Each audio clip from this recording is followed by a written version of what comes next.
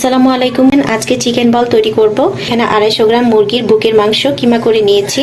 প্রথমে দিচ্ছি পাউরুটির গুঁড়া, কর্নফ্লাওয়ার দিচ্ছি 2 চামচ, এখানে আদা রসুন 1 চামচ পরিমাণ, এখানে দিয়ে দিচ্ছি কাঁচা মরিচ, চিলি ফ্লেক্স, আর এখানে আছে গোলমরিচের গুঁড়া, আর স্বাদ মতো লবণও নিয়েছি, সব দিয়ে দিচ্ছি। টমেটো সস, সয়া সস দিয়ে এবার ভালো করে মাখিয়ে নেব। মাখানো হয়ে গেছে, এবার ছোট ছোট বল তৈরি করে নেব। সবগুলো বল তৈরি করা হয়ে গেছে, এবার এগুলো গরম পানিতে সিদ্ধ করে নিব। এই যে ফুটন্ত পানিতে চিকেন বল দিয়ে দিচ্ছি। বল সিদ্ধ হয়ে গেছে, এবার নামিয়ে নিচ্ছি। এবার ডুবো তেলে ভেজে নেব। তেল হালকা গরম হয়ে গেছে, এবার বলগুলো দিয়ে দিচ্ছি।